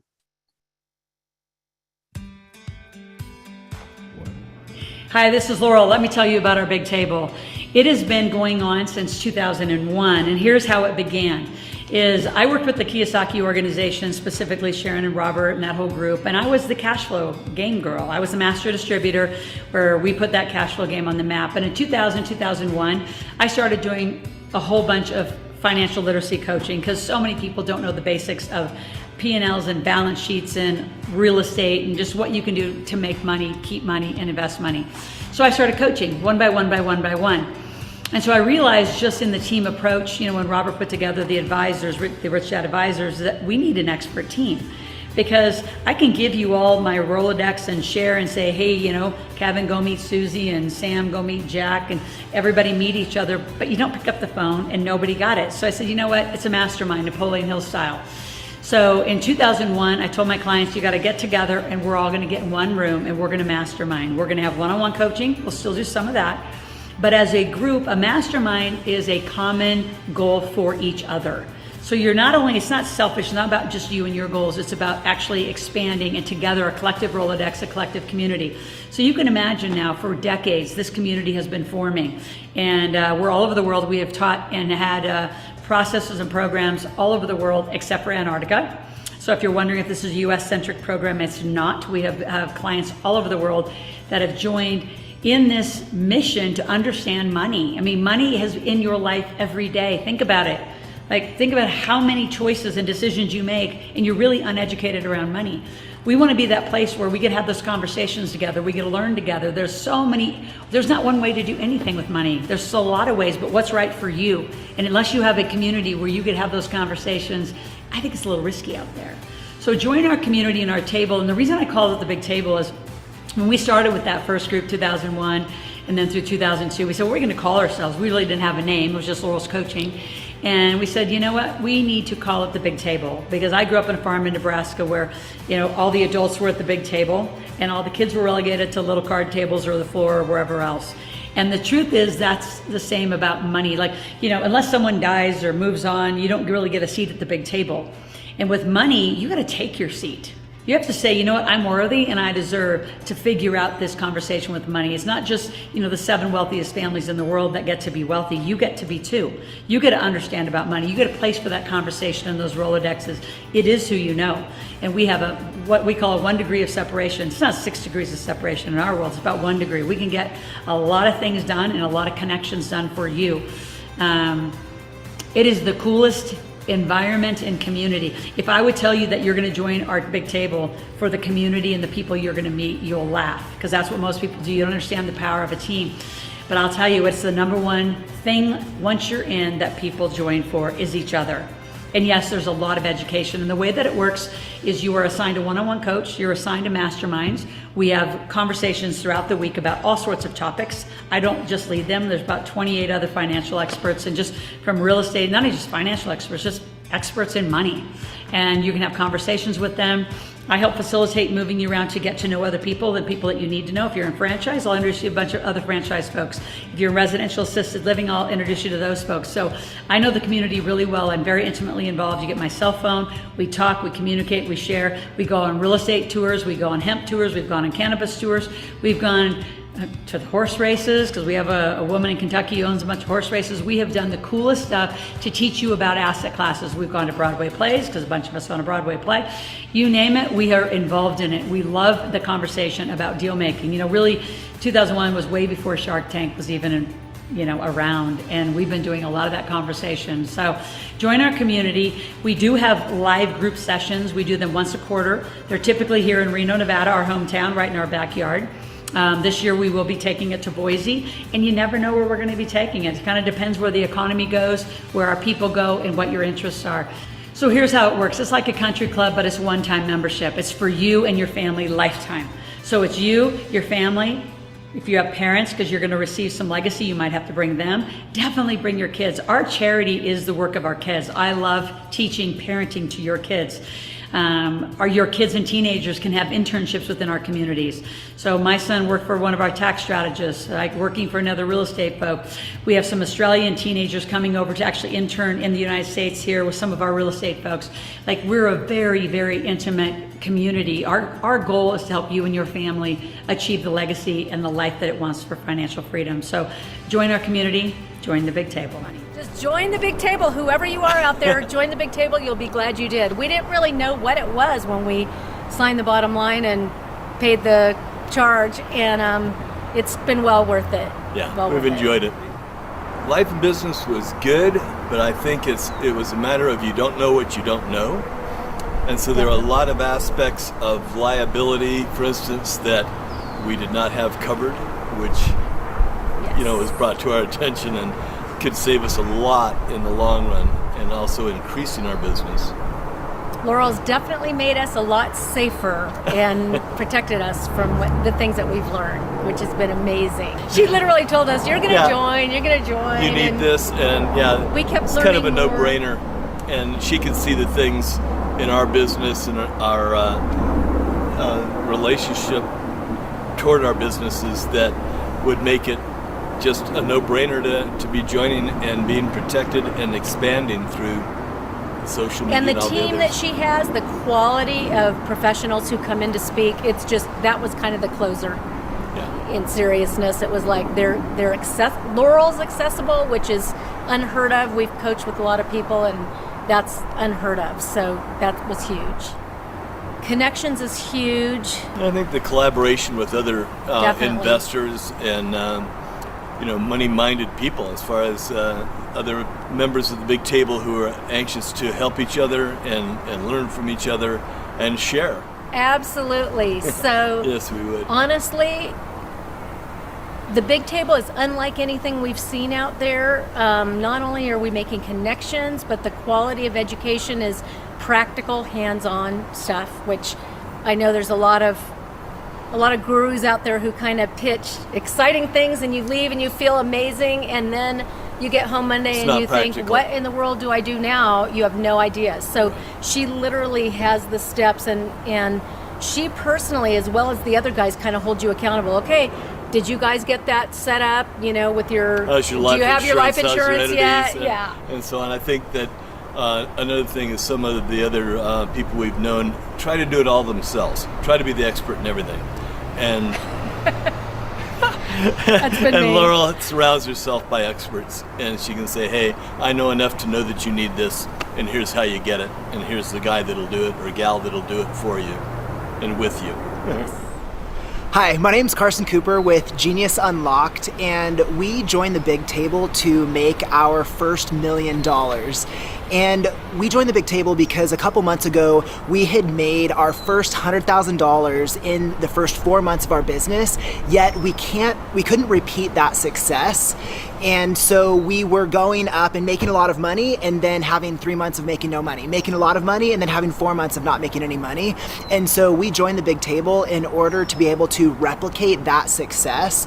And also we were not incorporated at all. So I have a business partner and it was her sole prop. And Loral said that I could lose everything to her if something was to happen into our business. So I had no stake in it, yet we were supposed to be 50-50 into our business. So we joined the big table in order to be able to replicate our success, as well as to protect ourselves and know how to incorporate, because it was super overwhelming. The biggest deciding factor of joining the big table was really, one, Loral's confidence in us as a business, seeing the potential in us and seeing that we were just a few tweaks away from making $1 billion. So the fact that we had success in the past but didn't know how to replicate it, there's so many amazing people that can support us in the big table and her team. So we were able to incorporate within the first month. We were able to get all of our taxes situated in the first month. We were able to be on Loral's podcast. We were able to get coached in order to figure out what do we need to do next in order to replicate our success. I would absolutely recommend Loral and the big table because, number one, it's her team. We felt like we were doing things alone in the past, that we always didn't know the best direction, and she has a team of experts to truly help us and support us in incorporating in our books for our business, where we're marketing, where we're spending our money and time, and then also the biggest thing for us was making $1 million was, wow, okay, we make this money, but then how do we invest that to go to 10 million, 15 million, 50 million, 100 million. And so it's really through the investments also. So I would love to recommend the big table, not only to make your first million, but then where do you invest it? It sounds amazing and incredible to be able to invest it into the CBD, into rental properties. And there's so much of the community that is that can help you grow. And so we're excited to meet everybody and be able to make more connections. I'm Tim, and this is Becky Kristovich. We're from Boise, Idaho area, and we are contractor developers. Yeah. Good laugh. We created a seven-headed monster that was biting us in the butt. That's what we created. And after we joined the big table, everybody that's on the team helped us really organize our business, get it back in a good direction to where it should be going.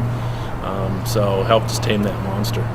I would have to say, just knowing that we needed help putting things together properly, and we knew that the big table could offer that. So every day, yep, every day. Anybody's needing to move forward in their business, learn business, every day. Yep, can't go wrong. I think these guys are the real deal, and they're gonna, if you engage and perform, you'll get the results you're looking for.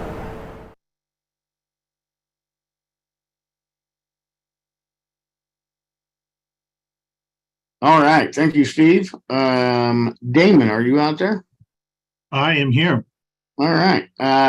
Just to introduce Damon to the group here, Damon is our programs manager.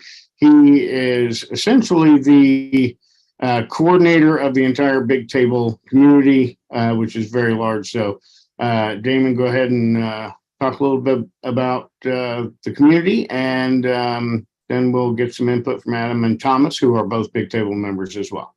Yep, perfect. Thanks, Andrew. So one of the things that I always like to talk about and point out is, in addition to some of the things that are obvious, there's the mechanical, pieces of the experts. And so, yes, you're going to have a trust review. You're going to have an entity review. You're going to have a tax review, and get those things tightened up. And I think some of those pieces are the most obvious things. But one of the things that's sometimes overlooked, or it's hard to imagine, is being in an environment where you're surrounded by like-minded people, where you have support, where you have collaboration, where you have people around you that are helping to raise the bar. And that's the thing that always resonates with me. I'm in this environment, and I feel very fortunate to be in this environment where the bar is constantly being raised as far as what you can do, what's possible, and really just kind of blowing through any kind of glass ceiling that you may have. So, as soon as you think, I'm diversified and I have investments in a million different places, something else comes up, something interesting, something relevant to you. And, when your business is, you think maybe you're hitting a glass ceiling in your business, and you talk to somebody and they're blowing that away, and you figure, you realize really, and you collaborate with somebody and you understand that you can go further, and with more team and more support and more collaboration and more opportunities to really scale than maybe you thought on your own. So I think that's really what comes to me when I think about this community and I think about all the experts. It really is putting all those pieces together and then surrounding yourself with that community that helps you raise the bar, and I think holds you accountable to an even higher level. And that to me is super exciting. And that's why I love being in this community, being a part of it, supporting it, and just really helping to create it and move forward. So that's my perspective on the community and the big table as a whole. Awesome. Thank you, Damon. Adam, are you still out there?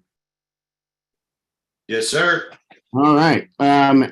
Adam is also a Big Table member, has been for quite some time. You already spoke about it a little bit, but give us a couple of your key takeaways from the Big Table community. I think that the biggest things for me and my wife, and it gets oversaid, but it's really true in this world, is you don't know what you don't know. So why not get around people who do know, right? If it's buying a rental property, we've got people in the community who've done it, made mistakes. If you can learn what's the saying? Smart people learn from themselves, but geniuses learn from the mistakes of others, or something to that effect. Right. So we have a lot of people to learn from, whether it's real estate, whether it's making money, whether it's structuring deals, whether it's finding the best solutions for home help, right? You need a nanny for your kid. We've got lots of stories of what that nanny can do and how you can grow that person. Right. So we've got people who own car dealerships. They can teach you how to better negotiate and buy a car. Right. So the knowledge base and the camaraderie and the people around are super valuable. And for us, we knew what we wanted to do. We knew we wanted to make more money. We knew we were both smart and we had important skill sets, and we knew that we could engage with people, but we weren't converting it into dollars. And so for us, we came in from a financial standpoint. We wanted to make more money and we wanted to do better investments. So that's what brought us to the Big Table. But what we've gotten from it, my closest friends and people I talk to every day are from Big Table. There are 4 or 5 people that literally I talk to weekly that are from Big Table. And we talk about drinking wine. We talk about doing deals. We bounce ideas off each other. I've got a mastermind that's going on 5 years now with members of the Big Table. And we meet every 2 weeks. And we talk about what's going on in your life. Where can we give you ideas? Where can we give you experiences? We look at deals, even if we're not planning on investing in them. We still look at them, because if we look at more deals, we can better identify good opportunities in the future. 2 of us happen to be doing home remodels. So we get to commiserate a little bit about the nonsense that a home remodel is. For those of you that have done them, you know what I'm talking about. But also, I had this problem with my contractor. How would you handle it, or how did you handle it? So that's the kind of experience that Big Table is, and it is a lifetime experience. It's not a common people give you money or give you advice. It's an experience that you go through with other people, and it's been the investment we made over and over just by being involved. Not because people in Table gave us money, but people in Table gave us the right questions to ask, the right experiences, and the right advice, that we made our investment back just from that alone, let alone the actual business we've been able to do. Thank you very much, Adam. With that, we will start to transition right into our marketplace. This is usually the spot where about 15% of you get scared and go home. Resist the urge to do that just for a little bit. Adam and I will, Thomas and I, unless he's already leaving, will do some practice with you, but also Kelly Owens, who I see has been dying to get on camera. She's been adjusting like crazy. Hey, Kelly. Unmute. I thought my camera was off. Sorry about that. No, I had it. I don't know what I had it pointed at earlier. Hey, y'all. Kelly also is part of our Big Table community, but she also is here to help with the marketplace. And here's basically how it's going to go. For most of the time, you're going to look like this on camera. You're going to be on the phone with your other peers on this marketplace. We're going to start with posting your expert statement into the chat, which is formatted just like you see on your screen. So, hi, my name is Andrew Gay. I'm a marketing and conversion expert, and I'm available for an Ask Tell Ask. Ask me about my offer. You can say what your offer is. That's fine. I like to go a little bit more intrigue. And you're going to put your phone number, and then you're going to pop that in the chat. If somebody could put an example in real quick for me, that would be awesome. And then you're going to actively seek out others that also have theirs in the chat. And then you're going to get on the phone with each other, and you are going to do Ask Tell Ask with each other. You're going to take turns. You are not obligated to buy everybody's stuff. Of course not. But if you like something, definitely. That's why we keep the price points fairly low. These are entry-level offers. Thomas, are you still here? No, I think he jammed. Okay, cool. Well, Kelly, you can practice one with me. I'll go so I don't embarrass you too much. And then you can go. And then we'll do some quick questions. And then we'll get right into it. So I'll call you, Kelly. Hey, Kelly. I'm sorry you've reached a number that's been disconnected or is no longer in service. Hey, Kelly. I'm Andrew. Hey, how are you? I'm great. How are you? I'm wonderful. Cool. Well, I'm not sure how much you know about me, but I'm a digital marketing conversion expert. I have worked with everybody you know online and off, pretty much. I have made them over $1 billion in sales and several billion new clients or leads over the last 25 years.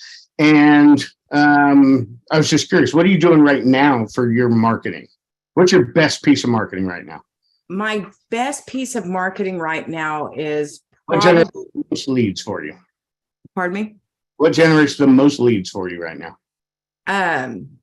Emails. You just by email list and send them to people, or yeah, we're sending out an email blast to different people. Okay. And do you what happens in the email? Do they then go to a page? Do they call you? How does that work? How do you convert them from the email to a client?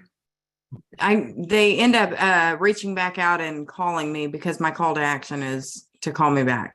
So I have a YouTube channel that has frequently asked questions. We email different questions out each day or each week. Awesome. So you definitely are doing some marketing. How many leads do you get every week off of this? Not that many, probably maybe 20. Okay. So I tell you what, my offer, I'll spend 30 minutes with you going over your best piece of marketing. I will then tell you exactly what to do to double it. And I guarantee it costs you $50. If you don't double the amount of your conversion rate, then I'll give you your $50 back. How's that sound?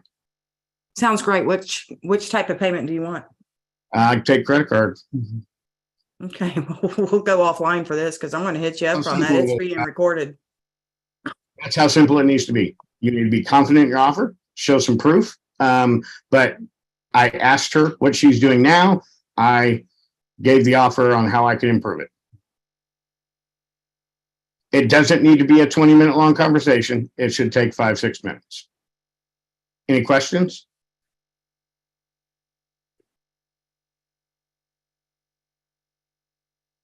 Nobody? Okay, so everybody take a real deep breath and be very brave, and let's kick this off. We are going to do this marketplace until about 6 p.m. Pacific time this evening.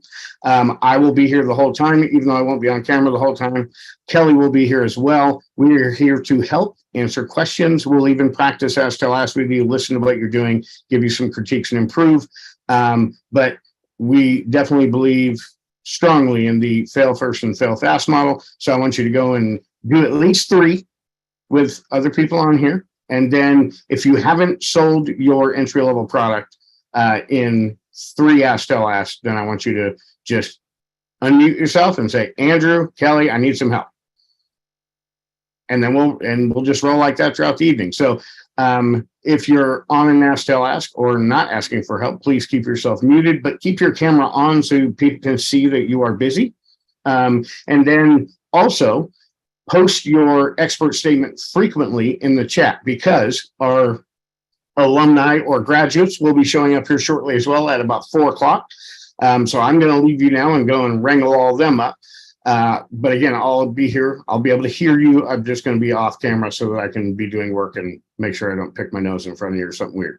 So I'll be wrangling up those people. New people, when they come into the event, they will not see the chat that was already in there. So you want to post your expert statement frequently. If you are not on an ask, tell, ask, if you're on one, it's fine. As soon as you wrap, put your expert statement in there saying you're ready again and keep rolling.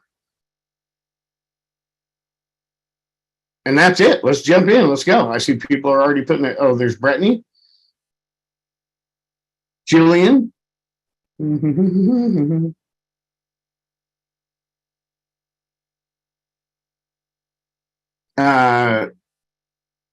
Julian, I don't know what that is. So be a little more specific in your expert statement anyways. Oh, never mind, patent. I can't read. I read it as patient. My bad. I'm like, what is that? Got it. Okay, so patent. Cool. Kelly, awesome. Oh, yeah, Francis, come live. Go ahead and unmute yourself. Come on camera. Definitely, you can ask a question.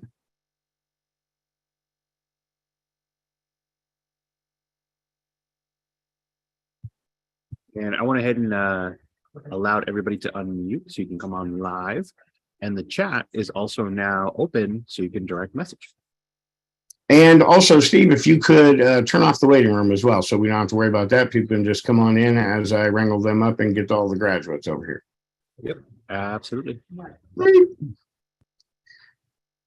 And Francis, I don't know if I can see you in here. I'm looking, but either way, if you're out there still, definitely just come live and ask your question. We're here to help. While we wait for Francis, not to pick on you, Eric, but don't put how much money you're going to make people in the chat.